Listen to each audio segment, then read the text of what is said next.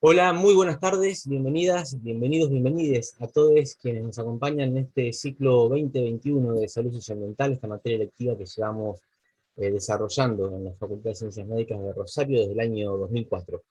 En este día de hoy vamos a estar iniciando el último módulo de este ciclo 2021, que es el módulo donde abordamos el análisis de las relaciones entre la geopolítica y la salud, particularmente para poder desentramar cómo es que se construyen las lógicas que permiten la transformación de nuestros territorios en áreas de sacrificio, y también cómo podemos entrelazar y desentramar las estrategias para construir las resistencias tan necesarias para los futuros que nos merecemos nosotros y las generaciones futuras poder vivir. En esta ocasión, y para iniciar este quinto módulo del año 2021, contamos con la enorme presencia de la licenciada en Filosofía Maristela Svampa. Maristela, además, es una de las referentes del pensamiento de la ecología política en América Latina, y para nosotros es una alegría enorme que hoy se sume como docente de esta materia de salud socioambiental, esta materia electiva que venimos dando desde la carrera de medicina, y que gracias a esto de las tecnologías ahora también se abre un poco más. El objetivo de este seminario de hoy no solo es iniciar el quinto módulo, sino también dejar sentadas las bases no solo de la epistemología, de una nueva epistemología o de otras epistemologías diferentes a las que nos han impregnado en nuestros procesos de formación, sino también abrir las puertas a entender ya no solo las lógicas del mal desarrollo, sino del colapso que estamos transitando, y también cómo construimos, cómo se construyen cotidianamente desde los diálogos amorosos, no competitivos, desde los diálogos solidarios, pero fundamentalmente desde las convicciones de que en estos territorios no podemos aceptar transformarnos en seres descartables ni en zonas de sacrificio, cómo se constituyen y se construyen las relaciones para que las resistencias sean posibles. Maristela Svampa, muchísimas gracias por sumarte este año a nuestra materia, por aceptar esta invitación que hemos hecho, y por compartirnos tus saberes, tus miradas, tus perspectivas para enriquecer y nutrir nuestra formación como trabajadores de la salud y fundamentalmente como ciudadanos. El escenario es todo tuyo. Muchísimas gracias, Maristela. Bueno, buenas tardes a todas y a todos. Bueno, antes que nada quiero agradecer la invitación de la Cátedra de Salud Socioambiental, que además es muy conocida, como toda también la tarea que viene haciendo Damián Berseñase con el equipo. Así que para mí es un gusto estar por primera vez en esta cátedra tan comprometida con los problemas de salud pública y las cuestiones socioambientales. Hace muchos años que yo trabajo en estos temas, más en clave latinoamericana y también en clave geopolítica, todo aquello que tiene que ver con la expansión de la frontera de los commodities o la expansión del neoextractivismo en América Latina, pero mucho más en los últimos tiempos en clave de no solo de defensa de una agenda de los bienes comunes, sino también cómo pensar desde el sur una transición ecosocial que sea justa, dado que efectivamente el tema de la transición ecosocial está en la agenda y debemos discutirla. Yo lo que les voy a proponer es una conversación, y para esto voy a presentarles una serie de filminas. Esperen que quiero ver si quiero compartirlo, un segundito, acá, vamos. Ahí está. Quiero compartir con ustedes unos PowerPoint para ir desgranando un poco los argumentos, digamos, de esta clase, cuyo título, un poquito así grandilocuente, es Antropoceno, neoextractivismos y debates sobre la transición ecosocial desde América Latina. Ahí hay una S de más, que efectivamente se me escapó. Y para ello lo voy a hacer tratando de desarrollar tres ejes fundamentales. Primero, les voy a explicar de qué hablamos cuando hablamos de antropoceno y qué discusiones ha suscitado también el antropoceno como diagnóstico de la crisis socioecológica. En segundo lugar, me gustaría hablarles de modo más concreto cómo aterrizamos la crisis antropocénica, la crisis climática en los territorios latinoamericanos y cómo esto tiene un nombre, neoextractivismo, en América Latina. Y en tercer lugar, me gustaría sí contarles un poco cómo la pandemia ha habilitado ciertos debates sobre la transición socioecológica, algo que anteriormente parecía estar solamente, parecía ser un tema solamente de especialistas, y que hoy claramente ocupa la agenda, al menos en el norte global, mientras que en el sur global está invisibilizada o todavía es un tema que efectivamente no aparece en la discusión. Voy a empezar con las claves para entender este tiempo que nos toca vivir, que es el antropoceno. Ustedes saben, el antropoceno es un concepto que fue acuñado por Paul Crutzen, un químico que fue premio Nobel también, y que de alguna manera busca ser un concepto síntesis que da cuenta de la crisis socioecológica y que permite una mirada en la cual convergen no solo las ciencias de la Tierra, sino también las ciencias sociales, las ciencias humanas, e inclusive, yo les diría, el arte. Crutzen definió el antropoceno, sobre todo desde un punto de vista histórico. Dijo, hemos abandonado la era del Holoceno. El Holoceno ocupó aproximadamente unos 10.000 millones de años y fue la época en la cual efectivamente el ser humano se expandió en el planeta y pudo controlar de una manera bastante depredatoria, digamos, el planeta hasta en sus últimos rincones. El Antropoceno, a diferencia del Holoceno, es una época caracterizada por la inestabilidad climática, por la incertidumbre, que marca a las claras de que el ser humano no es solo un agente de cambio biológico, sino un agente de cambio geológico, ¿no? Hemos cambiado el clima, entre otras cosas, hemos destruido la biodiversidad y estamos poniendo en riesgo la posibilidad de reproducción de la vida en el planeta. El antropoceno señala esto, un umbral de peligro que se acelera cada vez más al calor de la emergencia climática, aunque este no sea el único problema. De todas maneras, dicho así, todos podríamos decir estamos de acuerdo. Efectivamente, el cambio climático, la crisis climática, ya hay muy pocos negacionistas, salvo la extrema derecha, que pueden llegar a cuestionar al mismo. Sin embargo, es un concepto en disputa, el de antropoceno.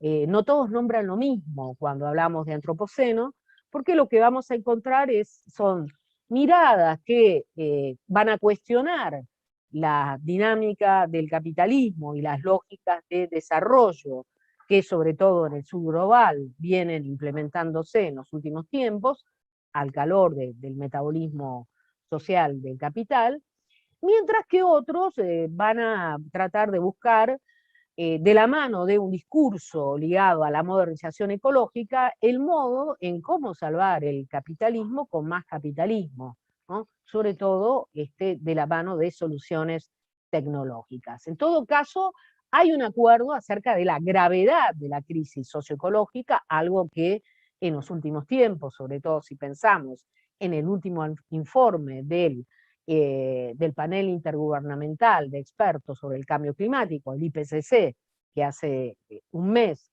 creo que fue del 9 de agosto, que dio el último informe, efectivamente todos estamos de acuerdo en la gravedad de la crisis. El último informe del IPCC dice que en los próximos 20 años la temperatura se elevará 1,5 grados. Esto es inevitable, sus efectos además son, van a ser, digamos, algunos ya están efectivamente en la escena, tienen que ver con los eventos extremos, las sequías extremas, las inundaciones extremas, los incendios demenciales, ¿no? Pero todavía hay una ventanita de tiempo cada vez más estrecha que permitiría, si efectivamente hacemos los deberes como humanidad, geopolítica mediante, de evitar el colapso que se está instalando. Cuando uno habla de antropoceno, habla de los límites naturales y ecológicos del planeta, porque efectivamente el planeta no es infinito, ¿no? Sus recursos naturales no son infinitos, y por otro lado, los modelos de desarrollo que se han implementado ya han impactado de tal modo, ¿no? En términos ecosistémicos que ponen en peligro, como les decía antes, la reproducción de la vida. Así que la idea de límites naturales y ecológicos está asociada a la noción de antropoceno.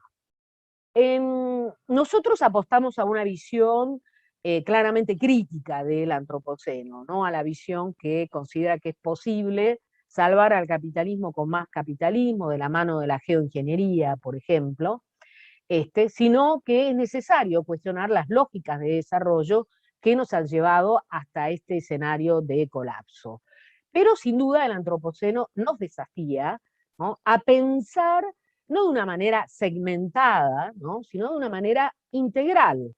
Cuando hablamos de los modelos de desarrollo, estamos hablando no solamente de los modelos de apropiación de la naturaleza, de eso trata mucho el neoextractivismo, sino también de los modelos de consumo, ¿no?, asociados a él, y los modelos de producción de desechos y de circulación de las mercancías.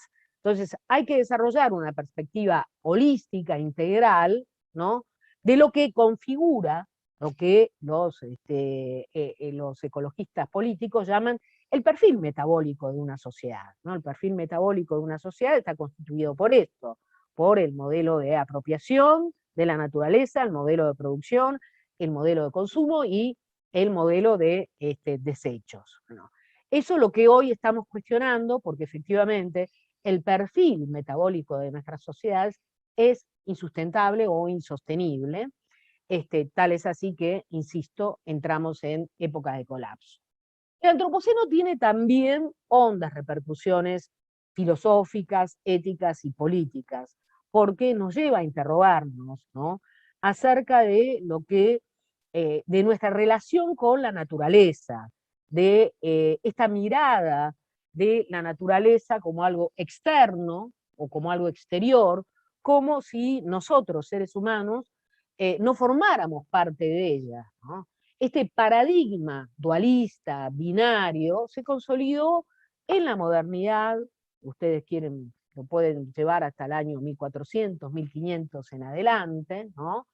Época en la cual se desplazan otros paradigmas más holísticos, animistas, dirán algunos, para consolidarse un paradigma binario, ¿no?, que concibe a la naturaleza como algo exterior, instrumental, y que está en la base de nuestra visión objetivista, ¿no?, de conducirnos en el mundo, pero también en la visión de nuestra manera también de hacer ciencia, ¿no?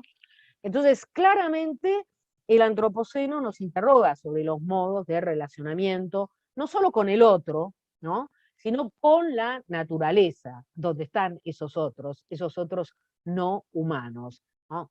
Y de ahí que efectivamente, al calor del antropoceno, hayamos revalorizado otras narrativas que efectivamente proponen una visión más relacional, ¿no?, entre sociedad y naturaleza, y rompan o cuestionen este paradigma binario que en definitiva está en la base filosófica de nuestro andar en el mundo.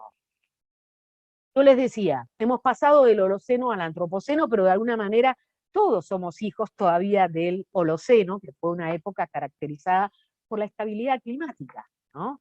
Eso que contaba dio la posibilidad de que la humanidad se desplegara y dominara todo el planeta. El Antropoceno implica esto, inestabilidad climática, pero no es todo, porque si buscáramos los indicadores o un resumen de los indicadores del Antropoceno, podríamos al menos mencionar estos que están ahí en esta filmina.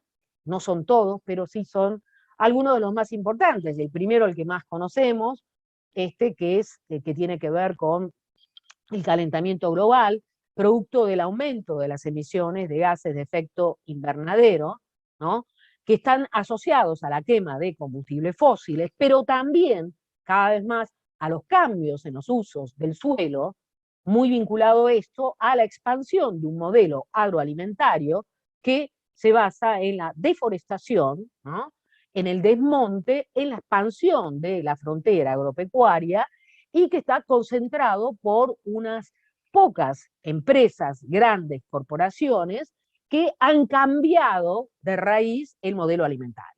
Entonces, eso es importante decirlo, no es solamente la quema de combustibles fósiles ligados a la industria petrolera y el gas del fracking ahora, sino también a los cambios en los usos del suelo, algo que en los últimos 30 años se ha acelerado. Segundo elemento, la pérdida de biodiversidad, porque efectivamente el antropoceno es una máquina de destrucción, ¿no?, de especies. Estamos en lo que se denomina la sexta extinción. Ha habido otras extinciones a lo largo de la historia geológica del planeta, pero esta tiene un carácter antrópico o antropológico, en el sentido que es el ser humano el responsable de esta extinción masiva que se da no solo en la tierra, sino también en el aire, en el mar. La acidificación de los océanos es algo que preocupa enormemente, y la aceleración, además de la extinción, está muy ligada también al calentamiento global, se retroalimentan en ese sentido, ¿no? Es decir, a mayor calentamiento global, mayor destrucción de ecosistemas y de extinción de especies. Y sobre todo lo que va desapareciendo son esas zonas de refugio que en condiciones de hostilidad climática distintas especies buscaban, ¿no?, para poder recuperar fuerzas, ¿no?, y ver si se podía sobrevivir a esa suerte de colapso. Bueno, hoy no lo tenemos. Esas zonas de refugio también desaparecen de manera muy acelerada. Tal es así que una bióloga muy conocida, Anne Singh, dice que lo que viene, repetida también por Donna Haraway, que es una filósofa muy conocida, lo que viene es diferente a lo que ha sido. Eso es fundamental tenerlo en cuenta. No tenemos registro en el pasado con el cual comparar lo que está sucediendo a nivel de destrucción masiva de los ecosistemas, ¿no?, y de peligro de reproducción de la vida. Por supuesto que podemos nombrar los cambios en los ciclos biogeoquímicos del agua, del nitrógeno, del fósforo, que está muy ligado también a un tipo de agricultura o de agricultura industrial, o también, por ejemplo, a la construcción de represas y el desvío de los ríos, ¿no? Algo que para nosotros es natural, en realidad tiene 100 años de historia, ¿no? Hace 100 años todo esto, digamos, pasó en los últimos 100 años, estos ciclos pasaron a estar en control o bajo control del ser humano, ¿no? De ahí la destrucción masiva que vemos de los mismos. El aumento de la población, sin duda, es una cuestión que es tratada por todos aquellos que hablan de la crisis, que hablamos de la crisis socioecológica sin necesidad de caer en planteos malthusianos. Somos 7.000 millones de habitantes, el aumento de la población implica un aumento también de la huella ecológica, ¿no? Porque lo que consumimos como planeta, ¿no?, como habitantes en el planeta, bueno, hace que necesitemos un planeta y medio, en realidad, para poder permitir la capacidad de regeneración del sistema o de los ecosistemas, ¿no? No hay capacidad de resiliencia ante el aumento de la huella ecológica, aunque, como lo vamos a ver, no todos consumen de la misma manera, sino que ahí hay una división o una lectura geopolítica que hacer. Y lo último tiene que ver con el aumento del consumo, que está ligado no solo al modelo de consumo ostentatorio, ¿no?, a ese modelo de obsolescencia precoz y programada. Con Damián, antes de la clase, estábamos hablando sobre la corta vida útil de nuestras computadoras, que tienen un montón de minerales, ¿no? Que son realmente, cuya extracción tiene sangre, ¿no? Lleva sangre, y que son además finitos, ¿no? Pero bueno, el aumento del consumo o ese modelo consumista está instalado, ¿no? En lo que algunos llaman el modelo de vida imperial, que primero anidó o se originó en las élites económicas del norte para expandirse en sus sociedades, pero que ahora domina el mundo entero, los países del sur incluidos. Y ahí también hay que insistir en lo primero que había nombrado, el cambio del modelo alimentario en los últimos 30 años, ¿no? Que eso también es algo novedoso, ¿no? Estamos ante un modelo alimentario construido por grandes transnacionales, que es un modelo tóxico también por la utilización de agroquímicos, por la utilización también de antibióticos. Estoy pensando también no solo en el agronegocio, sino en la cría de animales a gran escala, ¿no? Son modelos que se han instalado en las últimas décadas y que reflejan que nuestros cuerpos también son tóxicos, ¿no? Y nuestra salud está en riesgo en tiempos del antropoceno. Ay, me fui hacia el final. Esperen que me voy hasta. Entonces, acá les muestro algunas imágenes del antropoceno. Fíjense, hay una en la cual hay una torre de fracking, ¿no? Es una torre de fracking. Ya les van a venir a hablar sobre la energía y los hidrocarburos no convencionales, que son energías extremas, pero lo interesante ahí es que hay una torre de fracking instalada entre una plantación de peras y manzanas. Un modelo, ¿no?, de hidrocarburos que es altamente contaminante, que desplaza a una economía tradicional, como pasa en el Alto Valle de Río Negro. Esa figura bajo la forma de corazón muestra a una matanza de cerdos, ¿no? Recuerden que hay dos pandemias en la actualidad. Está la pandemia del COVID, que nos afecta como seres humanos, pero está la pandemia porcina también, que afecta a los cerdos, a la población de cerdos, para la cual no hay vacuna, ¿no?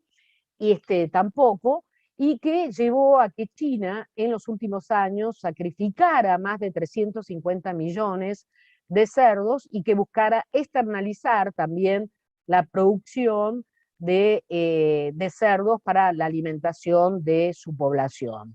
Este es un modelo de cría de animales a gran escala que también entraña grandes riesgos y que son el caldo de cultivo de epidemias o pandemias. Acá vemos una imagen que nos muestra la rotura de un dique de relave, que son los diques, ¿no?, que se construyen cuando hay una mina a cielo abierto. Todos los desechos van a los diques, ¿no?, de contención, de relaves, y cuando estos diques, como ha sucedido en Brasil en varias oportunidades en los últimos años, se rompen, arrasan con todo. Pero estos diques no tienen agua, esa es una sopa química, ¿no?, que tiene una gran cantidad de contaminantes y que es altamente tóxica. Alertas climáticas antes de la pandemia hubo numerosas, ¿no? Ahí pongo dos imágenes. Una de ellas es la de los incendios en la Amazonía, y no solo la Amazonía del demente de Bolsonaro, ¿no?, que busca arrasar con la misma. La Amazonía es una frontera de muerte, sobre todo para las poblaciones indígenas en Brasil, sino también los enormes incendios que se gestaron, ¿no?, impulsados por el afán de instalar, de expandir la frontera sojera en Paraguay y en Bolivia, ¿no? Incendios intencionales.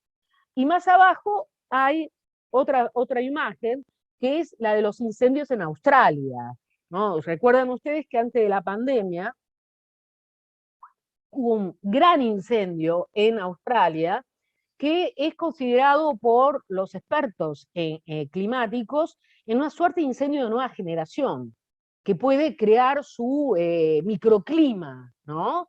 Y que al ser de otra generación también incluye tormentas de fuego que son realmente incontrolables. Además, ese incendio en Australia exterminó población animal que encontrábamos solamente en esa pequeña isla continente.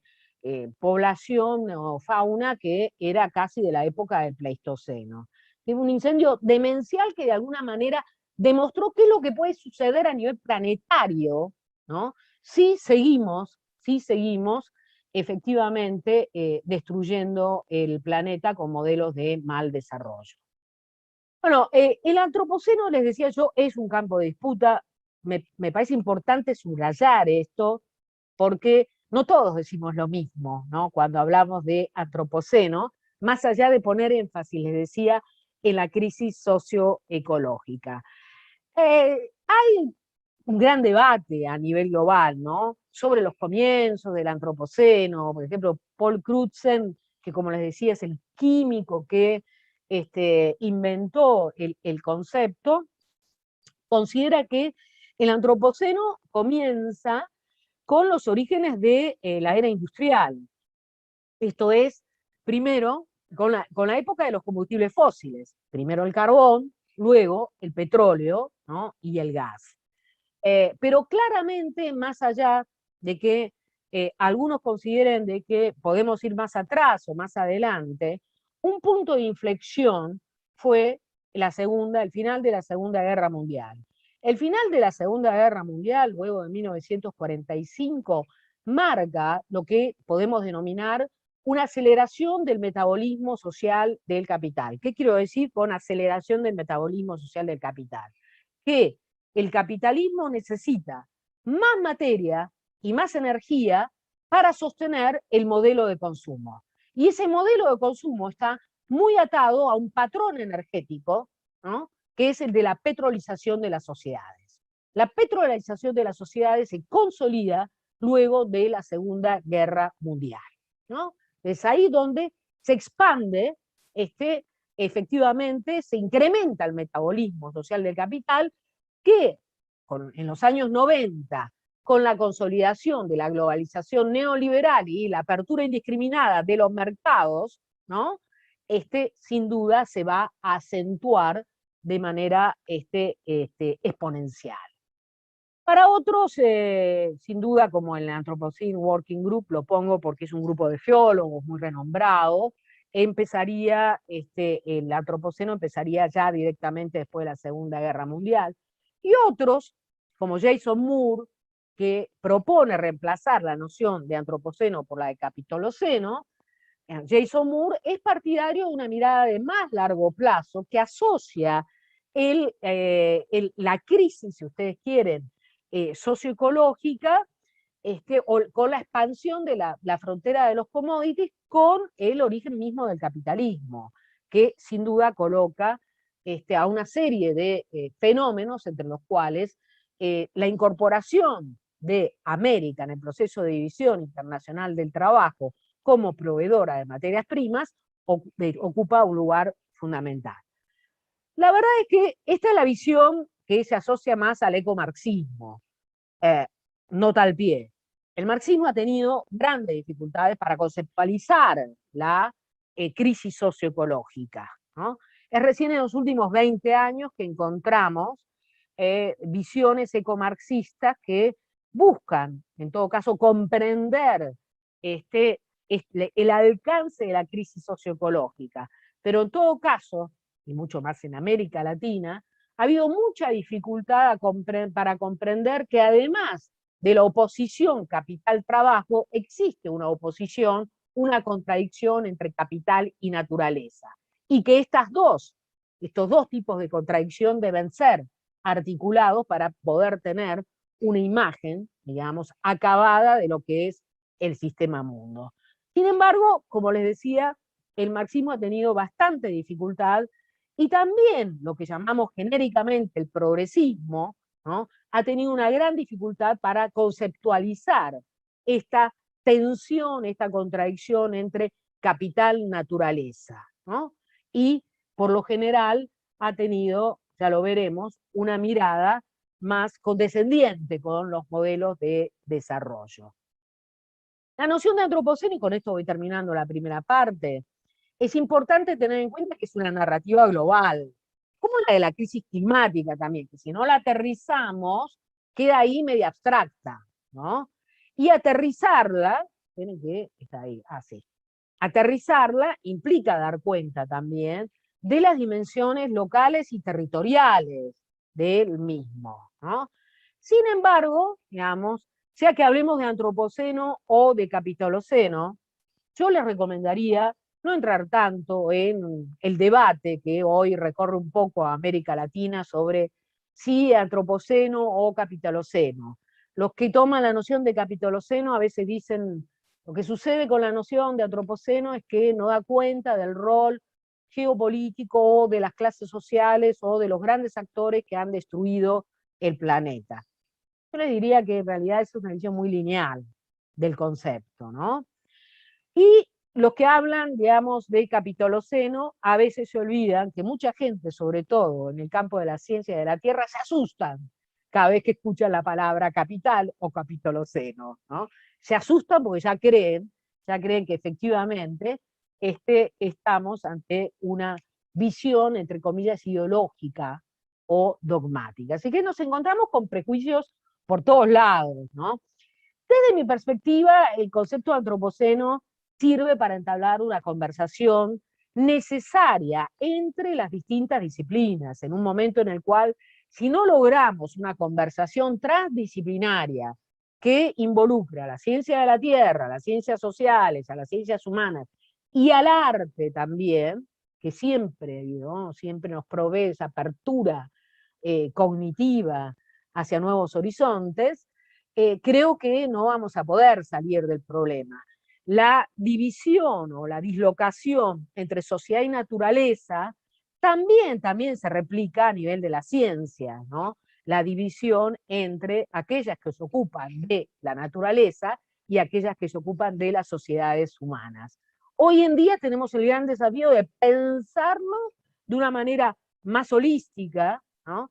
Sin olvidar efectivamente que hay una geopolítica del antropoceno, que hay lógicas neocoloniales, de que hay una temporalidad distinta, los tiempos geológicos a los tiempos humanos, que hacen aún más urgente y más dramática la crisis que vivimos. Pero, en todo caso, yo me quedo con esa idea de que es un concepto en disputa, no lo regalo, no se lo regalo a nadie, prefiero disputarlo, ¿no? Y de sostener una visión crítica, antisistémica, de la noción de antropoceno, pensar que el capitaloceno es como la última etapa, más bien, en la cual el capitalismo toca los límites ya, porque efectivamente la naturaleza ya no puede, ya la naturaleza es limitada y los impactos ya muestran lo riesgoso que es continuar con estos modelos. Entonces, para mí, la noción de capitaloceno se ajusta más a este último periodo, más que englobar la totalidad del mismo. Pero en todo caso, lo que sí es importante subrayar es la geopolítica del antropoceno, porque nadie podría afirmar de que todos somos responsables de la misma manera. En realidad hay una clara deuda ecológica de lo que llamamos el primer mundo o ahora el norte global en relación al tercer mundo o el sur global, ¿no? Fíjense los datos ahí, que entre 1850 y la actualidad, 9 empresas, sobre todo ligadas a la industria petrolera, son las responsables del 60% de las emisiones acumuladas de dióxido de carbono y del gas de metano, ¿no? Países como Estados Unidos, toda Europa, Gran Bretaña a la cabeza porque inició la revolución industrial, hoy China y Rusia han superado su presupuesto de carbono, ¿no? Y han explotado en ese sentido el presupuesto de carbono como si ellos fueran los propietarios del planeta, externalizando además los impactos socioambientales en los países del tercer mundo o en el sur global. América Latina, en ese sentido, está muy por debajo en términos de huella ecológica, ¿no? Lo cual no nos desresponsabiliza tampoco acerca de la situación, porque efectivamente estamos ante una situación que muestra una gran desigualdad sobre los impactos socioambientales entre el norte y el sur, una enorme deuda ecológica que es necesario pasar y discutir, sobre todo a la hora de debatir sobre la transición ecosocial, pero eso no nos autoriza, no nos habilita a, digamos, seguir implementando modelos de mal desarrollo que son los responsables de esta crisis socioecológica que nos tiene en el umbral del colapso, ¿no? ¿Se entiende eso? Es decir, hay una deuda ecológica, pero esta deuda ecológica del norte hacia el sur no nos otorga el llamado derecho al desarrollo, porque el desarrollo tal cual lo conocemos ya no es más posible. Es necesario abandonar esa idea. Pero bueno, antes de entrar en ese tema, me gustaría decirles que hay narrativas en pugna sobre el antropoceno, ¿no? Vamos a encontrar que efectivamente, ¿no?, hay muchas narrativas colapsistas, ¿no?, pero que las narrativas colapsistas necesariamente no implican, digamos, una apuesta tecnocrática, ¿no? En realidad el problema es que estamos atravesando una era de colapso, eso no lo podemos negar, ¿no? La crisis climática, los eventos extremos, lo que hoy vemos, los grandes incendios forestales, la bajante del Paraná, bueno, son una ilustración de que hemos entrado en una suerte de colapso o en la era del colapso, pero el colapso del cual hablamos no es un colapso al estilo Hollywood, que se da un día para el otro, ¿no?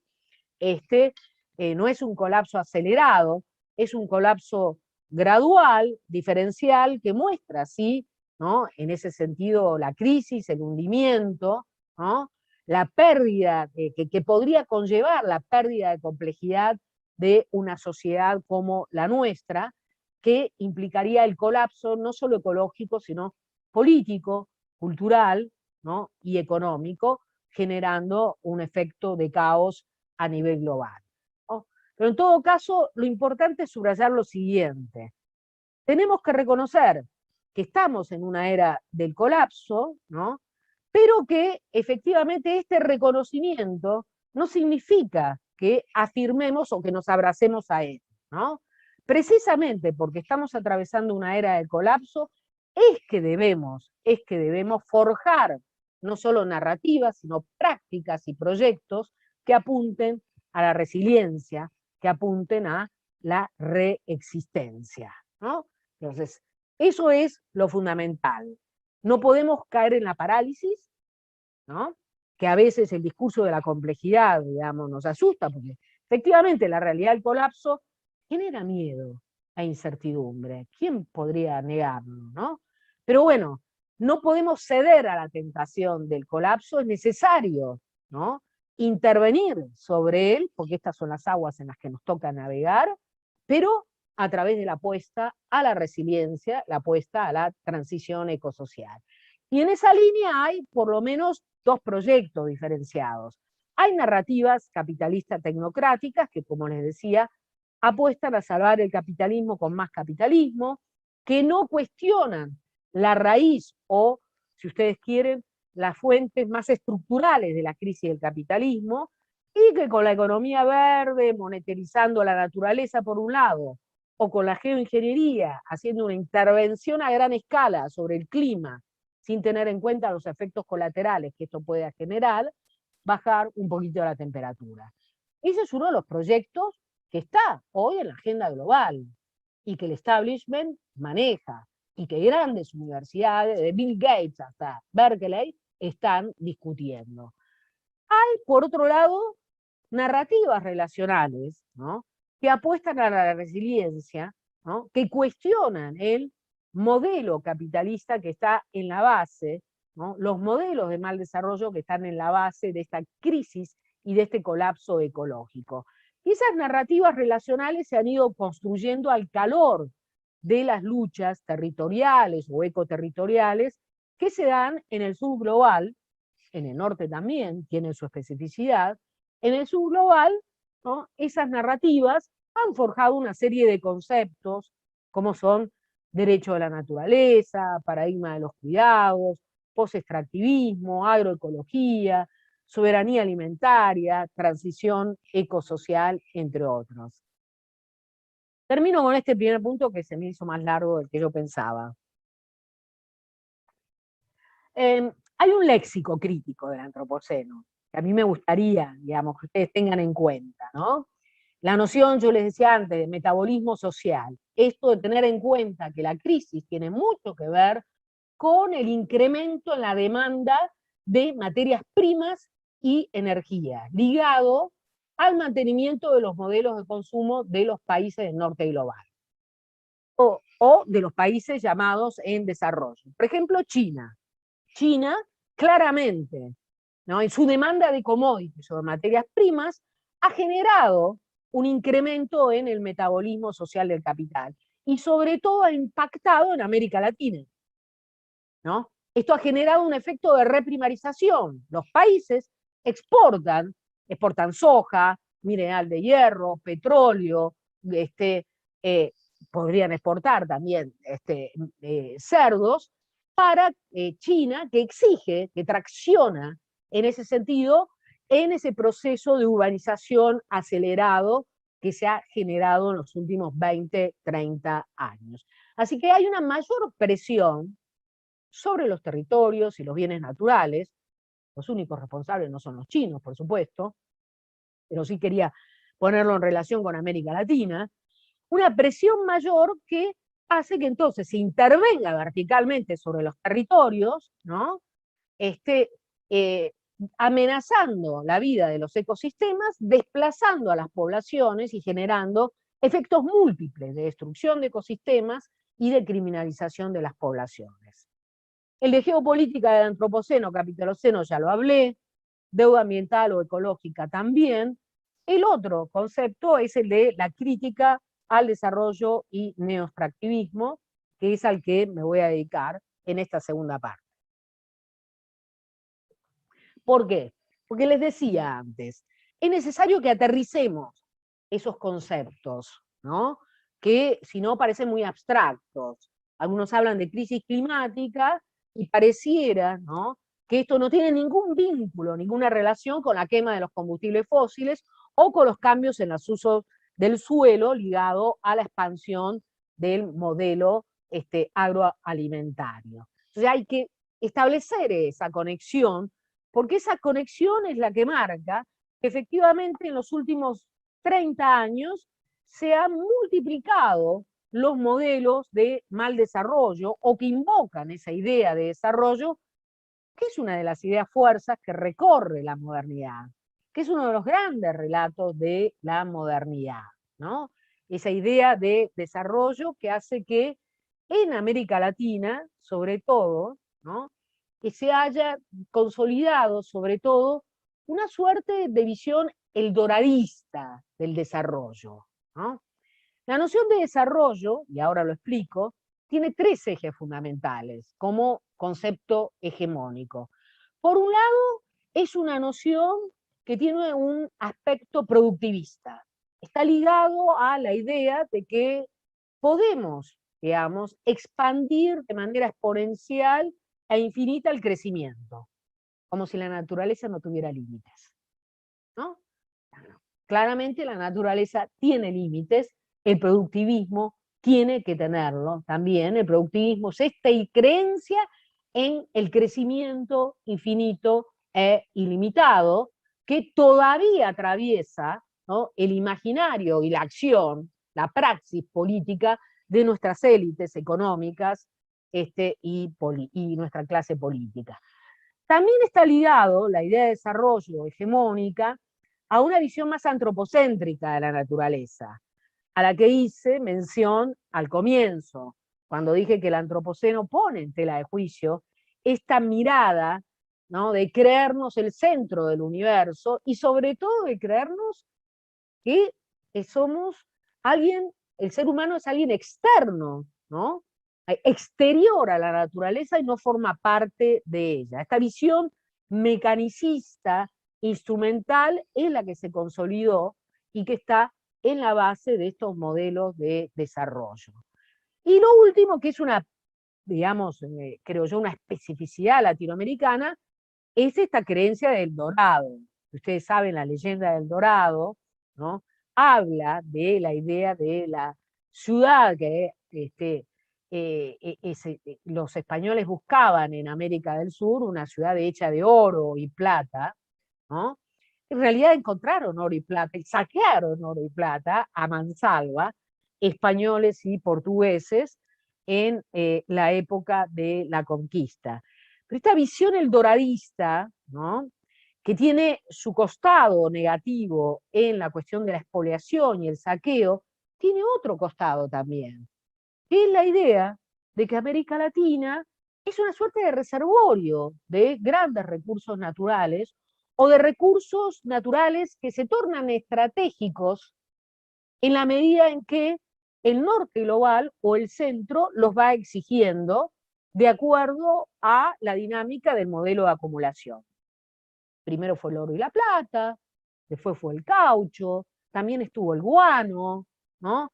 Después, bueno, el gas y el petróleo, hoy es también la soja, el litio, ¿no? Aparecen como efectivamente aquellos recursos naturales, bienes que son en realidad sin valor agregado, se exportan, ¿no?, en la medida que los exige el norte global al calor de los sucesivos ciclos económicos.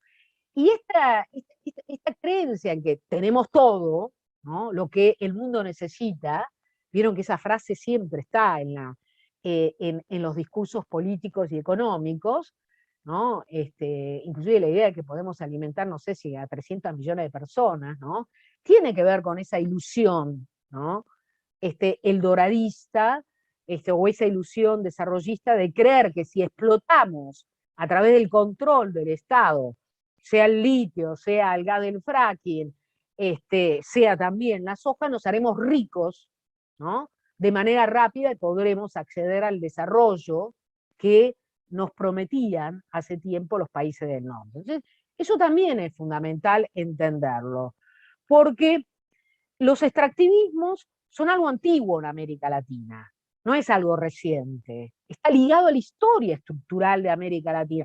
Empieza con la conquista porque define un modo de inserción subordinada de nuestros países en el sistema mundo como proveedores de materias primas. Hoy diríamos como proveedores de commodities, materias primas sin valor agregado, ¿no? Así que extractivismos, nuestra historia está atravesada por el extractivismo minero y las plantaciones de azúcar, monocultivos, ¿no?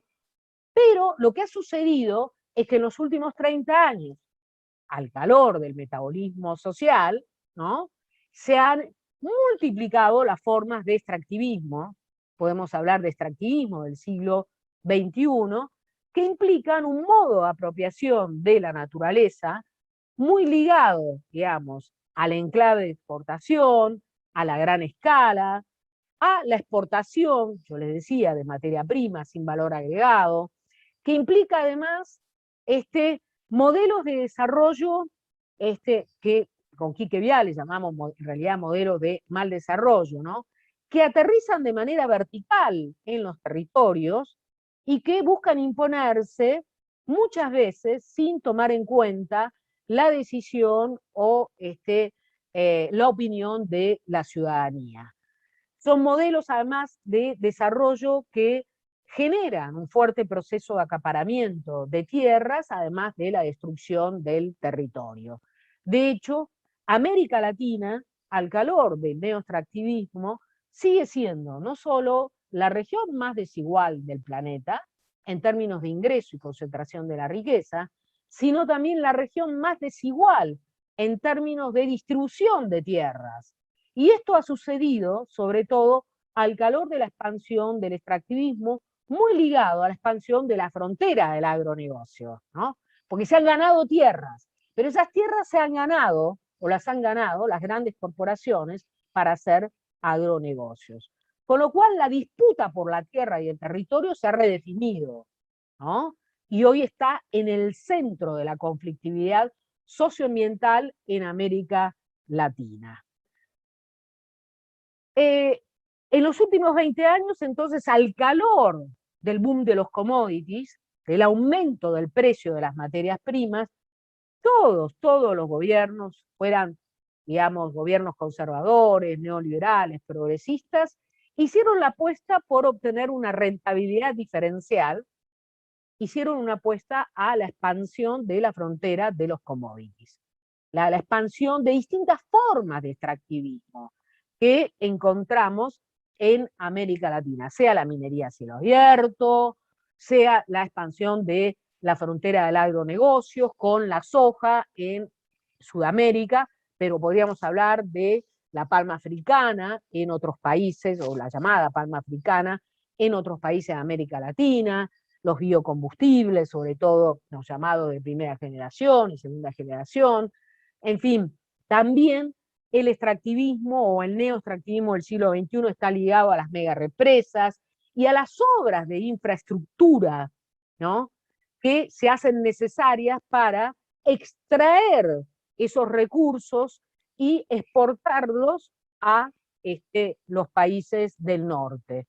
No es casual, en esa línea, que los ríos se vuelvan hidrovías, es decir, rutas acuáticas para el extractivismo, para transportar las mercancías que se extraen del corazón de nuestra América para hacia otros países. Entonces, son muchos los fenómenos ligados al neoextractivismo, aunque no todos son iguales. Eso también es importante subrayarlo. Hay estos extractivismos o modelos de mal desarrollo, tienen sus especificidades, pero también sus elementos comunes. Les decía, la gran escala, la tendencia a la exportación, la ocupación intensiva del territorio y lo que conlleva la conflictividad ambiental es algo que es inherente, ¿no?, y atraviesa todos los modelos extractivos, más allá de la complejidad que puedan mostrar unos en relación a otros. Una figura extrema quizás es la megaminería o la minería a cielo abierto, que opone al estilo David contra Goliat, actores hiperpoderosos, corporaciones mineras, con pequeños actores locales que defienden su territorio. El agronegocio es un modelo mucho más complejo, con otras cadenas al interior, digamos, con otras cadenas de valor al interior del mismo, como lo podemos ver en Argentina. Pero la lógica es la misma, ¿no?, en el sentido de la ocupación de los territorios, el acaparamiento de tierras, la utilización de sustancias contaminantes, los impactos sociosanitarios y la tendencia, creo que ya lo dije varias veces, a la exportación sin valor agregado. Es por esta razón que en América Latina, en los últimos 20 años, lo que hemos visto es la expansión de movimientos socioambientales de todo tipo, ¿no?, que demandan justicia ambiental, lo podemos llamar ecología popular, ambientalismo popular, giro ecoterritorial, ambientalización de las luchas sociales, un sinnúmero de nombres, pero lo que es claro es que más allá de que esto se sitúen en los márgenes a veces, no sucede así con el modelo de agronegocio, pero sí con la megaminería y con la expansión de la frontera petrolera, ¿no?, ocupan cada vez más, ¿no?, cada vez más lugar en la agenda político-social por la multiplicación, digamos, de estos modelos que implican una fuerte depredación de las tierras y impactos sociosanitarios cada vez más evidentes, ¿no? Entonces, es por ello que encontramos movimientos de todo tipo en América Latina, que están conformados por una pluralidad de organizaciones, e inclusive yo diría, han dado origen a una pluralidad de saberes. La cátedra que ustedes tienen de salud socioambiental es un ejemplo, por ejemplo, es un ejemplo de saber contra expertos, ¿no?, que disputa el saber contrahegemónico. Porque efectivamente, además, en las luchas socioambientales, ¿no? Las luchas socioambientales que siempre tienen una dimensión extrainstitucional por la movilización, también tiene una dimensión jurídica por la utilización de la activación de mecanismos jurídicos para poder limitar o frenar proyectos. También hay una disputa de saberes, ¿no? Hay una disputa de saberes, o para decirlo de otra manera, emerge un saber contrahegemónico que busca, sobre todo con otros elementos e información más transparente, develar, ¿no? Sacar el velo, mostrando los impactos de estos modelos de mal desarrollo. Pluralidad de saberes que, además de involucrar el saber académico crítico, también involucra o busca un diálogo de saberes con aquellos saberes locales, ancestrales, que los propios actores movilizados van revitalizando o revalorizando. No se olviden también de que los saberes ancestrales, en función de un modelo muy monocultural asociado al desarrollo, fueron minimizados o netamente desvalorizados. Hoy en día, al calor de la crisis socioecológica, al calor de la importancia que cobran estas narrativas relacionales, también son revalorizados. Así que bueno, hay un diálogo de saberes que es un gran desafío, porque implica no solo el diálogo entre norte y sur, que siempre es asimétrico, sino un diálogo desde el saber contra experto que se forja en la academia, ¿no? Y que acompaña las luchas sociales con los saberes locales y ancestrales que surgen desde abajo. Pero bueno, los tópicos que atraviesan estos movimientos socioambientales, creo que ya los había nombrado, son categorías horizonte que van, digamos, atravesando y de alguna manera nutriendo, ¿no? Nutriendo esos nuevos lenguajes de valoración del territorio que se oponen a esa visión productivista, ¿no? Que propone el saber hegemónico, que muestra la asociación entre grandes corporaciones, lógica de marketing y gobiernos en sus distintos niveles. Una cuestión que también me gustaría subrayar, antes de ir al tercer tema, porque veo que me estoy alargando demasiado,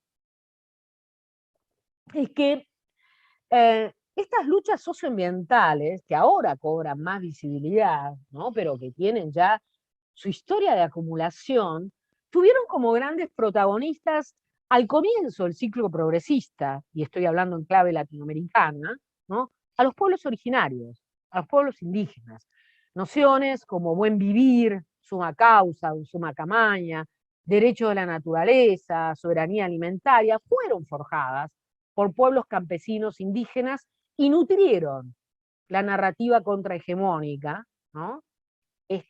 Inclusive al calor de los conflictos que se dieron con los sucesivos gobiernos progresistas en América Latina.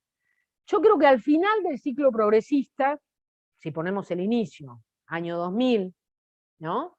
Al final del ciclo progresista, con la caída del precio de los commodities y el desplazamiento de varios gobiernos de este signo por gobiernos de centro o gobiernos abiertamente neoliberales o de derecha, encontramos que el protagonismo mayor lo tienen cada vez más las mujeres, ¿no?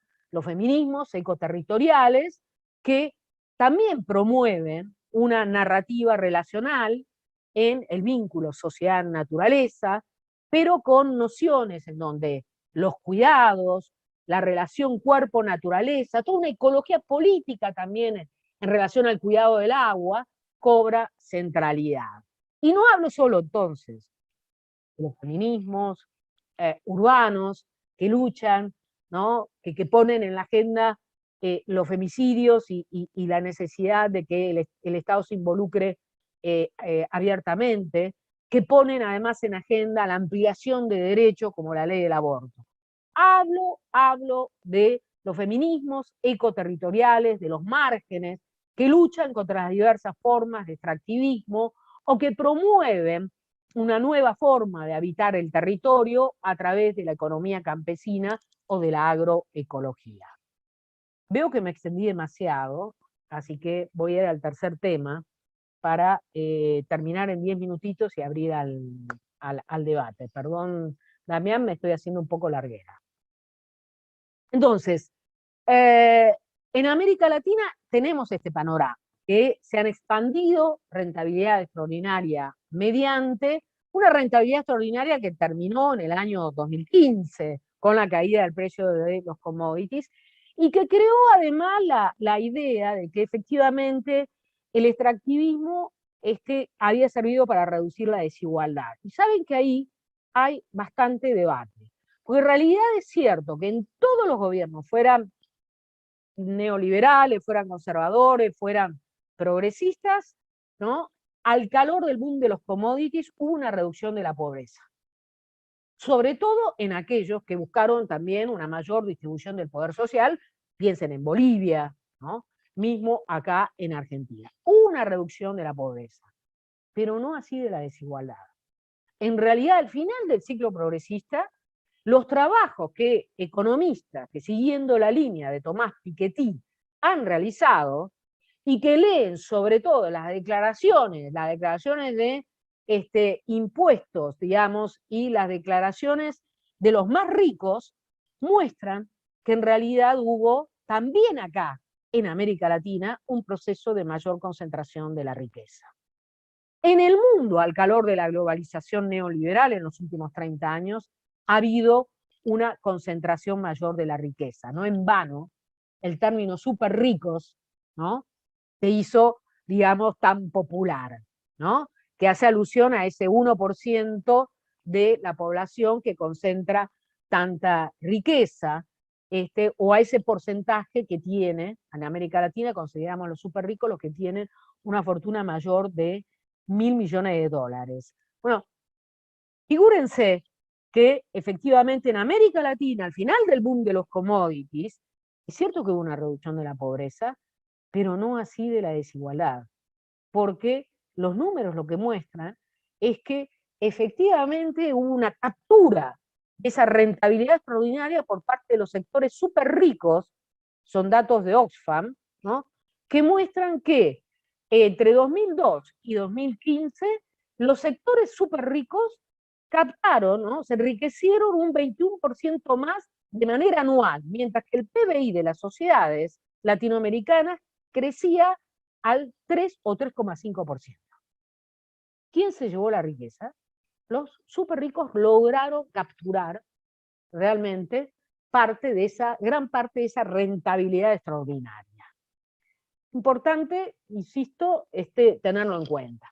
¿Por qué? Porque llegamos a un escenario de pandemia en el cual efectivamente las desigualdades, ¿no?, se potenciaron en un contexto de fuerte concentración de la riqueza, es lo primero que saltó además con la pandemia, ¿no? Por otro lado, lo que saltó también entre la pandemia es la relación entre pandemia y de origen zoonótico. Ustedes eso lo deben haber estudiado mucho, ¿no? Y tiene que ver con, efectivamente, los modelos de mal desarrollo, ¿no? ¿Por qué? Porque es el avance de la frontera agrícola, de la frontera agraria, sobre los ecosistemas silvestres, que expulsa a animales hacia ámbitos urbanos, ¿no?, y que libera esos virus que han estado durante siglos ahí en esos ecosistemas, los libera, ¿no?, y hace posible que algunos animales puedan transmitir a otros animales o a los seres humanos esos virus para los cuales no tenemos vacunas, ¿no? La cría de animales a gran escala también es un caldo de cultivo en ese sentido de pandemia. Así que otro término que incorporamos al calor de la pandemia es el término de zoonosis, que nos debería haber alertado sobre la gravedad de la crisis socioecológica, pero también de los modelos de mal desarrollo que están detrás. Y sin embargo, vimos que eso no estuvo o no ha estado tanto en la discusión, ¿no? América Latina, en ese sentido, ha sido una de las zonas más afectadas, ¿no?, por la pandemia, porque además América Latina, como les decía, es una de las zonas más desiguales, es la región más desigual en términos de concentración de la riqueza, la brecha entre ricos y pobres, pero además es una de las regiones en las cuales hay más empleo informal, ¿no? Y la crisis sanitaria impactó fuertemente en términos económicos y eso hizo que el retroceso económico fuera fenomenal, pese a que en casi todos los países buscaron implementarse algunos programas de compensación, ¿no?, que se quedaron cortos. Nuestros países o nuestros estados tienen las espaldas estrechas, ¿no? Así que casi todos ellos se quedaron muy cortos en las medidas que buscaron implementar en un contexto en el cual mismo la CEPAL, la Comisión Económica para América Latina, viene diciendo que los impactos de la crisis producida por la pandemia no son de corto plazo, sino de mediano plazo. Y esto se opera en un contexto de mucha fragilidad política, en la cual no hay una hegemonía de los progresismos como la había antes, hay progresismos débiles, como en nuestro país, emergencia y expansión de las extremas derechas, no solo a nivel global, sino a nivel regional, lo hemos visto con Bolsonaro, tenemos nuestras extremas derechas locales, ¿no?, que en un contexto de colapso son las que acentúan o reactivan no precisamente la solidaridad, sino más bien el miedo, ¿no?, y la incertidumbre. Así que en este contexto lo que hemos visto es que se aceleró el neoextractivismo en América Latina. Inclusive, ¿no?, hay una bella frase de Walter Benjamin que dice, habla de activar el freno de emergencia, ¿no? Que quizá la revolución sea la necesidad de activar el freno de emergencia de el tren del desarrollo, ¿no? Bellísima frase. Bueno, algunos creen que la pandemia activó el freno de emergencia, pero en realidad lo hizo con algunas actividades, no con todas. El neoextractivismo no paró. La minería fue declarada actividad esencial. Hubo en un momento dado la caída del precio del petróleo, pero después volvió a remontar. Continúa en nuestros países la oposición entre lo social y lo ambiental, como si además lo ambiental y los ambientalistas fueran los responsables de la crisis económica, impidiendo la expansión de modelos de desarrollo que supuestamente traerían el progreso del país o resolverían su crisis económica. Estamos ante la tiranía del mandato exportador sin importar los costos ambientales y sociosanitarios que esos modelos puedan traer. Lo hemos visto acá en Argentina en la discusión con el tema de la salmonicultura en Tierra del Fuego, con el tema de la expansión de hidrocarburífera offshore, es decir, mar adentro, que es también una energía extrema, altamente riesgosa, con el tema de las megafactorías de cerdo, con la mayor expansión de la frontera sojera, entre otras cosas. Pero en realidad lo que vemos, yo voy a ir contando ahí, no voy a hablar sobre la transición porque ya me quedó todo muy largo. Lo que vemos es que en América Latina, tradicionalmente, ¿no?, y mucho más en la actualidad, el mapa de la contaminación coincide con el mapa de la pobreza también. No hay una oposición entre lo social y lo ambiental. No es que las demandas ambientales son un reclamo de sectores integrados, sino que ante la multiplicación de modelos de mal desarrollo, lo que vemos es que los impactos sociosanitarios y ambientales repercuten primero y principal sobre las poblaciones más vulnerables, que no tienen herramientas para responder, ¿no?, que no tienen, ni siquiera pueden desnaturalizar, porque muchas veces viven en situaciones de toxicidad y de contaminación del agua, ¿no?, o privados de servicios fundamentales. Lo vimos con la pandemia también, que los primeros afectados fueron los más pobres, y con el agravamiento de la crisis climática lo vamos a ver más, porque van a ser ellos los primeros impactados porque no cuentan eso con las herramientas para responder al desafío que genera el cambio climático. Y lo que vemos también es una fuerte ceguera, digo epistémica.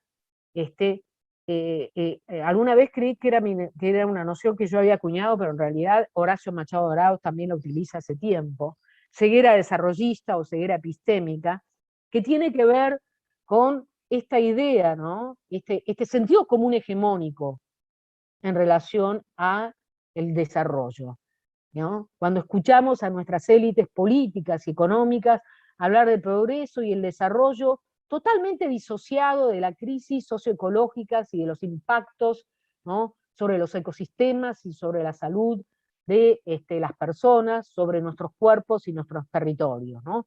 Hay una ceguera epistémica porque efectivamente lo que sucede es que, digamos, el reclamo socioambiental, sociosanitario, molesta, exige salir de nuestra zona de confort, exige que veamos o reformulemos nuestro vínculo con la naturaleza en última instancia, que reformulemos los modelos de desarrollo, no solo en términos de apropiación, sino de consumo, de circulación, de desecho, etc.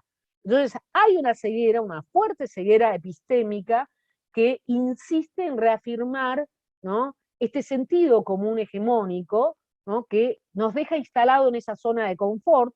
Pareciera que no se puede hacer nada, cuando en realidad sí se puede hacer. Esa ceguera epistémica o desarrollista es la que también se traduce en una fuerte tendencia a la cancelación del ambiente y del ambientalismo, que ha crecido mucho en Argentina y en líneas generales en América Latina, ¿no? En Argentina hemos visto desde 2019 en adelante, desde la Pueblada mendocina, toda una provincia movilizándose en favor del agua contra la minería, hasta la demanda por una ley de humedales, ¿no?, que numerosas organizaciones y sectores sociales vienen promoviendo, pero que tienen sobre todo como posición el triple lobby, el lobby de los sectores sojeros, el lobby de los sectores mineros, el lobby de los sectores inmobiliarios, tratando de impedir que ésta efectivamente se sancione. Yo voy a ir cerrando así, pero lo que les quiero decir es que efectivamente al calor de la pandemia se están discutiendo ahora horizontes de transición socioecológica. Eso dejó de ser digamos, un atributo o un patrimonio exclusivo de especialistas, y en el norte global están apostando a fórmulas ligadas al Green New Deal o nuevo Pacto Verde en Estados Unidos, en Europa, ¿no? El ambientalismo popular se viene expandiendo no solo en el sur, sino también en el norte, pero en el sur persiste claramente esta ceguera epistémica, esta ceguera desarrollista, que también vemos en las ciencias sociales y probablemente también en parte de las ciencias naturales. Como dicen los jóvenes, que por suerte han venido a nutrir y amplificar las demandas por un futuro posible diferente, el mandato de construcción hay que hacerlo no solo en clave feminista, sino también ambientalista. Tenemos grandes desafíos por delante, ¿no?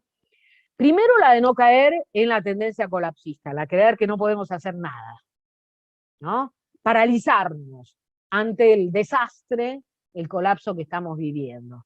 Necesitamos promover esas narrativas de resiliencia que se están forjando en los territorios, ¿no? Porque efectivamente, si no activamos esas narrativas de resiliencia, lo más probable es que caigamos en un capitalismo del caos en el cual las extremas derechas se expandan sin control. Necesitamos también recuperar un horizonte utópico, lo que algunos llaman o llamamos el principio esperanza, ¿no? Una suerte de bloqueo en las ciencias sociales, las ciencias naturales, en pensar un horizonte diferente. Pero nada de ello se puede llevar a cabo a nivel solo local o nacional. Hay que reinventar el multilateralismo, ¿no? Hay que barajar y dar de nuevo, hay que discutir a nivel global un plan climático que se oriente a una transición justa y popular, porque si no, el riesgo es que los países del norte hagan la transición, una transición corporativa, que implique el abandono del modelo de combustibles fósiles, sobre todo, hacia energías limpias, con el costo, ¿no?, en los países del sur, que seguirán siendo zona de sacrificio, ¿no?, y que seguirán atropellando a sus pueblos, pueblos originarios, poblaciones, seguiremos siendo hablados desde el norte si no promovemos un programa o proyectos de transición social justa que efectivamente eleve nuestros reclamos y que apunte a una sociedad resiliente, justa, democrática, o como decimos las feministas, ecofeministas, que apunten a la sostenibilidad de la vida digna. Cierro ahí, muchas gracias y disculpen si fui un poquito larguera, era optimista con respecto al uso del tiempo, pero evidentemente no fue así. Así que hubo varias cosas que quedaron en el tintero, espero que puedan salir con las preguntas y comentarios.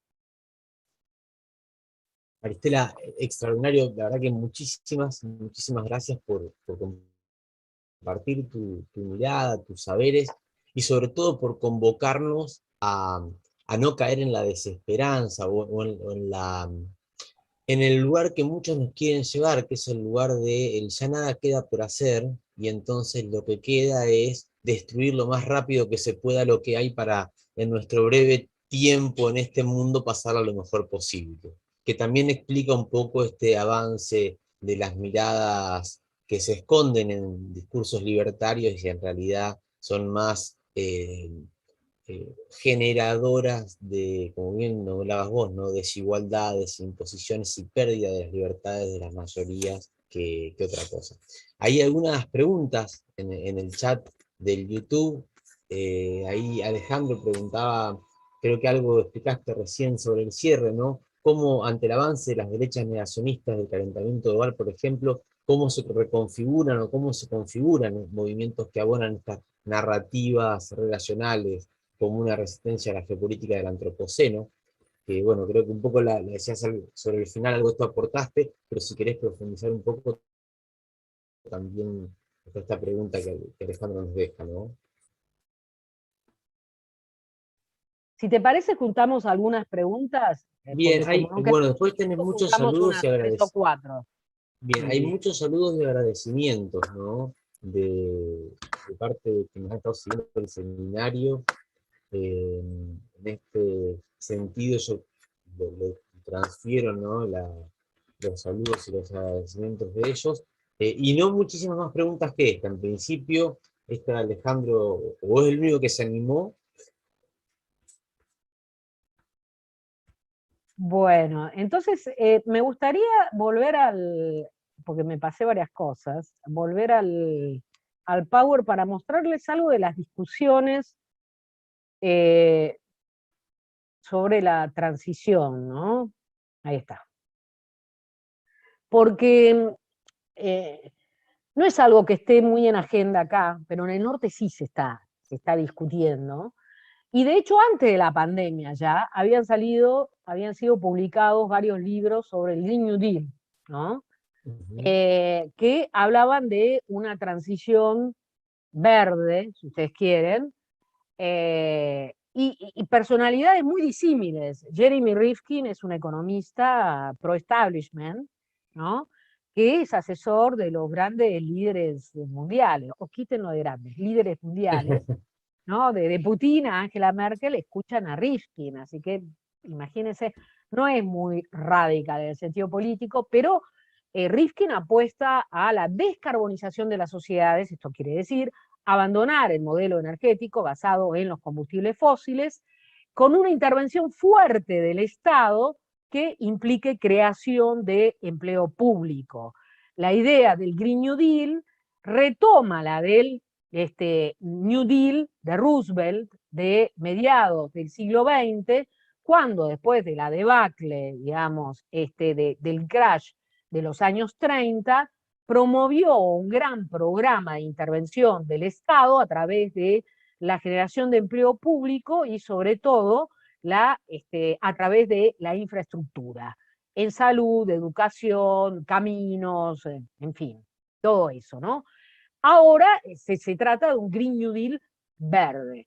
Fíjense, al lado aparece un libro de Naomi Klein, que es precisamente una de las referentes de la izquierda ambientalista, podríamos decir, ella viene trabajando sobre la crisis socioecológica hace bastante tiempo, y en el mismo tiempo que Rifkin publicó también sobre el Green New Deal, ella apoyó también la propuesta del partido, del ala radical, del Partido Demócrata en Estados Unidos, que hace esta apuesta por la descarbonización de las sociedades, pero que también impliquen una articulación entre justicia social y justicia, y justicia ambiental, y sobre todo tome las cuestiones de origen étnico, ¿no? Las diferencias de origen étnico y de género como elementos fundamentales. No se olviden, en América Latina tenemos el racismo antiindígena como estructura de dominación de larga duración. En Estados Unidos es el racismo contra los afroamericanos, ¿no? Que está muy fuertemente presente, y también contra los latinos, los llamados latinos. Pero bueno, esto para decir que el programa básicamente implica descarbonización, creación de empleos verdes, y Biden retomó esto. Lo que no tiene el Green New Deal, y que para nosotros es sumamente importante, primero es una mirada global, no tiene una mirada global. La mirada desde el norte pensada en función de economías ricas, ¿no? Con grandes recursos, pero además no cuestiona el modelo alimentario, ¿no? Cuestiona el modelo energético, pero no el modelo alimentario. Y desde nuestra perspectiva, en realidad hay que promover, digamos, una transición socioecológico integral, que por un lado implique sí una descarbonización de las sociedades, porque las nuestras son sociedades extractivistas, con una matriz energética muy ligada a los combustibles fósiles, nuestras economías, sociedades y hasta nuestras estructuras mentales son extractivistas, así que hay un gran trabajo para hacer. Pero además se ha expandido en los últimos 30 años el modelo agroalimentario con una fuerte tendencia al monocultivo, a la destrucción de los territorios y con consecuencias sociosanitarias que ustedes conocen muy bien, ¿no? En los territorios a raíz del glifosato y otros agrotóxicos, ¿no? Entonces, para nosotros eso es fundamental. Primero, que hay que problematizar desde el sur también el modelo agroalimentario, ¿no? Por eso largamos hace aproximadamente un año, un poquito más, una propuesta en la cual convergen miradas de activistas y organizaciones sociales que vienen de Bolivia, de Colombia, de Ecuador, de Brasil, por supuesto también de Argentina, en esto que hemos dado llamar el Pacto Ecosocial e Intercultural del Sur, que postula la articulación entre justicia social y justicia ambiental, que además promueve esta necesidad de pensar también soluciones macro, porque nosotros tenemos muchas experiencias ricas a nivel local o ancladas localmente, pero a veces no es tanto la desesperanza la que nos corroe, ¿no? Sino más bien la ausencia de una visión macro, ¿no? En términos de horizonte utópico. Tenemos, sobre todo, una mirada más micro, centrada en las experiencias locales, sin apuntar o sin acoplarla a una mirada macro.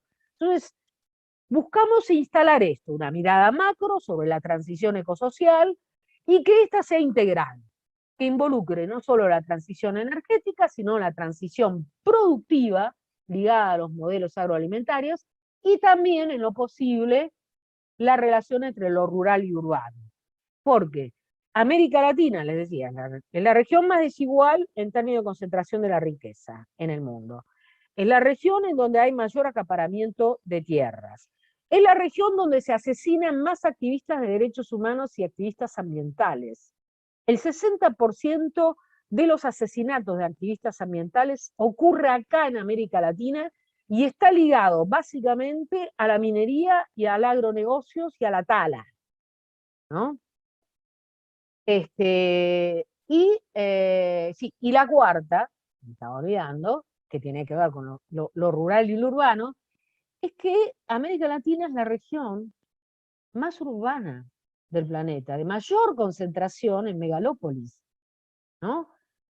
Más del 70% de nuestras poblaciones residen en grandes urbes, ni que hablar de la Argentina, que es ya mucho más alto el porcentaje concentrado en la ciudad de Buenos Aires y la región metropolitana, ¿no? El llamado AMBA. Entonces, también un horizonte de transición ecosocial debe pensar en una relocalización, ¿no? Y en una nueva vinculación entre lo rural y urbano, que sin duda también está relacionado con la necesidad de pensar también otros modos de habitar el territorio y otros paradigmas agrarios que no destruyan el territorio, que no utilicen agroquímicos, que quizás no sean tan rentables económicamente, pero sí generen puestos de trabajo y aseguren la soberanía alimentaria. Es en esa línea que lanzamos esto también para sentar de que hay una disputa, ¿no? Para disputar sentido en un momento de colapso y de crisis civilizatoria, ¿no? Para decir que en el sur también hay una propuesta y que esa propuesta no es abstracta, sino que está ligada a toda esta narrativa contrahegemónica que se ha generado al calor de las luchas ecoterritoriales que se han expandido y se siguen expandiendo en nuestros países. Así que efectivamente en ese sentido podemos hacer una apuesta a la resiliencia. Es el momento para pensar, digamos, en clave multiescalar, ¿no? En la transición ecosocial, pero siempre desde una perspectiva integral que involucre al sur global, porque que nos quede claro, la transición se va a hacer, sobre todo la transición energética. Pero así como va, esa transición va a ser de carácter corporativo, ¿no? Va a beneficiar a los países del norte, ¿no? Y va a ser en aras del sacrificio de los territorios y las poblaciones del sur. Entonces, es necesario disputar, ¿no? Y el momento, sin duda, es ahora. Siempre digo, nos ha tocado este momento, no es el mejor, ¿no? Navegar en estas aguas tan turbulentas, en las cuales pareciera que no hay solución alguna, pero efectivamente desde los territorios se gestan alternativas y procesos de reexistencia. Tenemos que dar una disputa también a nivel global, porque lo que se está discutiendo ahora en la agenda internacional son precisamente los programas de transición. Impresionante, Maristela, nuevamente.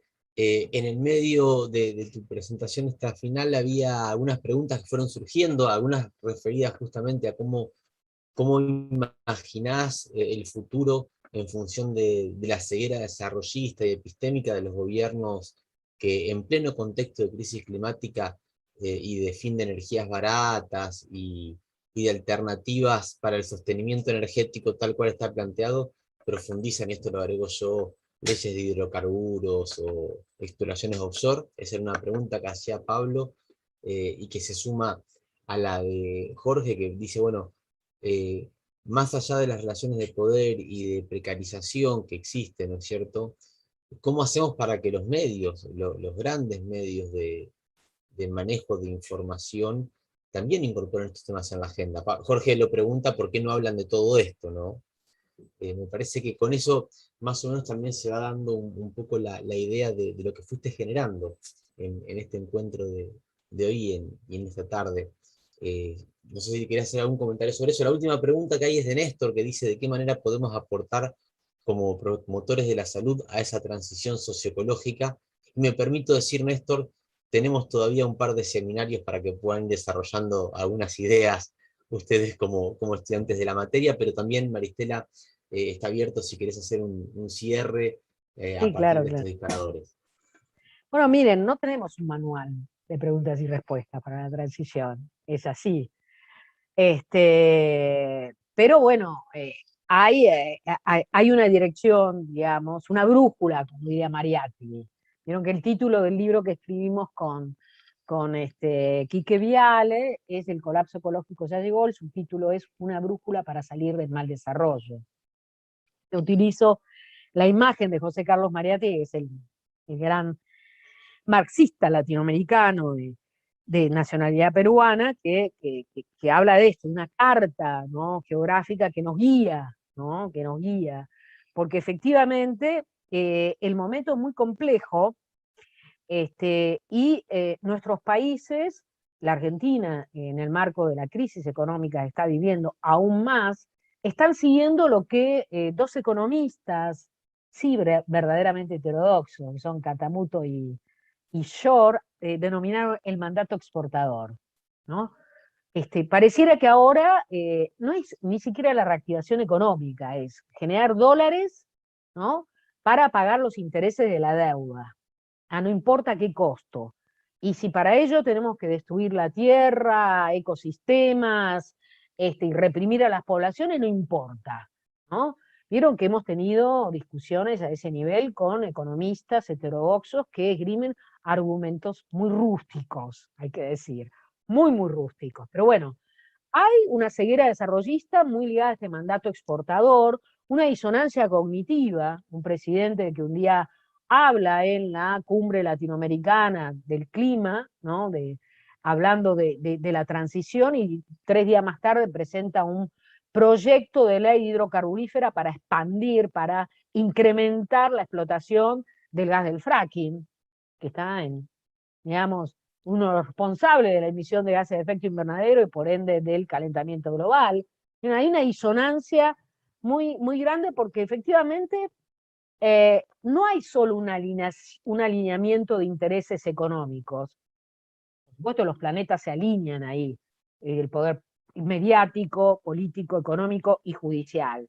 Se alinean. Hay intereses económicos fuertemente estructurados, pero también hay un obstáculo epistemológico, una ceguera desarrollista que cuesta desmontar. Cuesta desmontar ese sentido común hegemónico en torno al desarrollo. Tenemos que hacer un trabajo enorme con información, ¿no?, transmitiendo, ¿no?, el peligro que estamos viviendo ante la escalada y la aceleración del extractivismo en Argentina. Por eso, y con esto voy cerrando, nosotros con un grupo de organizaciones como Jóvenes por el Clima, Periodistas por el Planeta, con el Pacto Ecosocial del Sur y Escritoras No hay Cultura sin Mundo, lanzamos una campaña en el medio de la campaña electoral, la más vacía, la más frívola, la más tontona, digamos, para decirlo suavemente, que hemos tenido, ¿no?, la cual no se discutió nada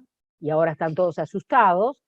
En esa campaña nosotros lanzamos la propuesta de un cupo socioambiental, ¿no?, de que de cada 4 preguntas, ¿no?, una de cada 4 preguntas a un candidato al Parlamento, que se supone que son los que aprueban las leyes, una tenga que ver con las problemáticas socioambientales, ¿no?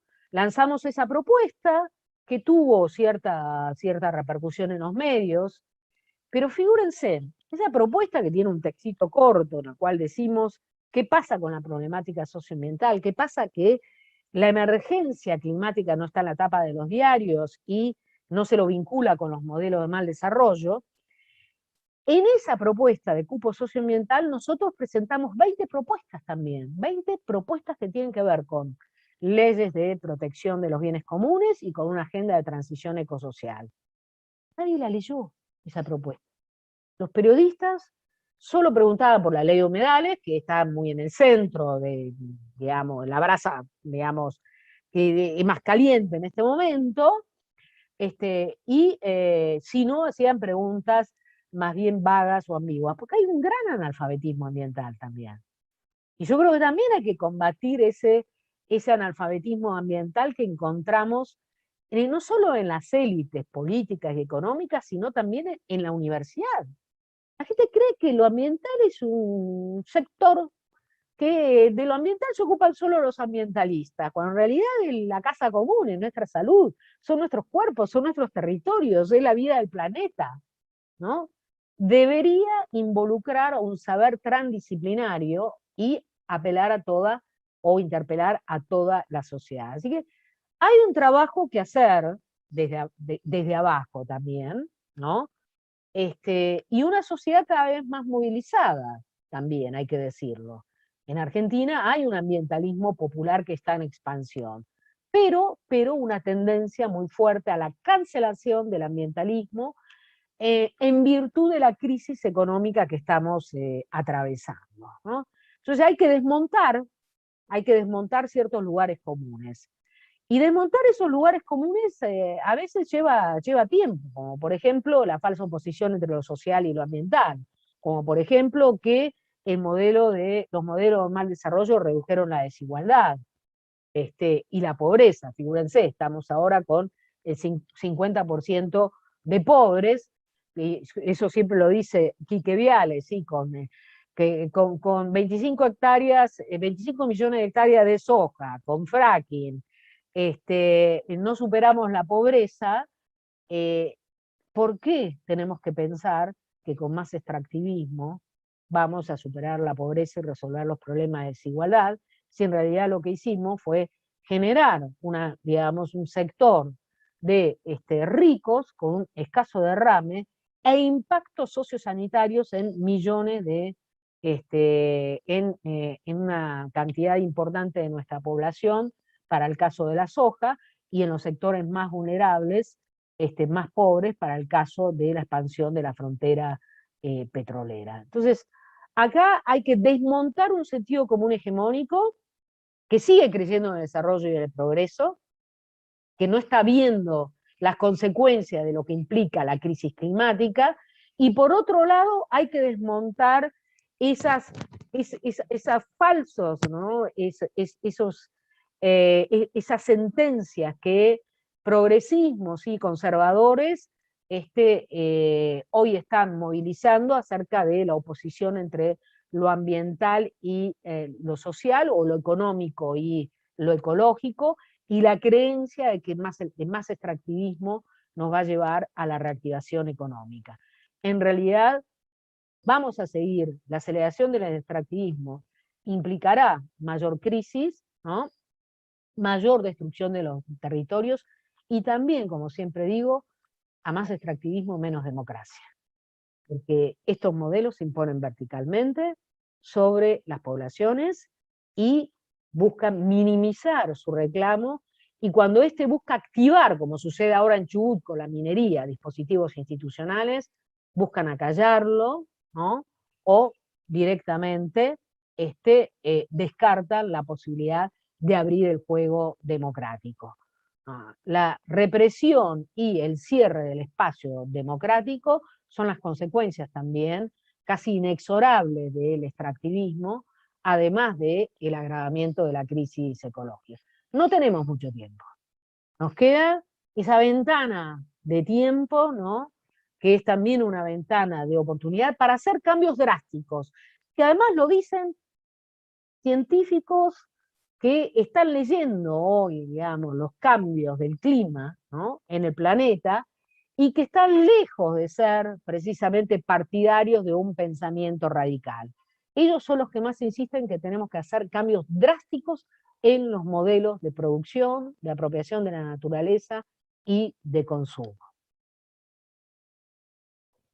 Así que bueno, los dejo aquí. Muchísimas gracias, Maristela. Siguieron algunos comentarios mientras vos ibas avanzando. La verdad que creo que espacios como este son cada vez más necesarios dentro del ámbito, no solo de nuestra facultad, a la que mucha falta le hace recuperar estos debates, sino también de la universidad, que más allá de que, por ejemplo, la de Rosario ahí está habilitando estos espacios, estos debates institucionalmente, todavía nos falta mucho en toda la región.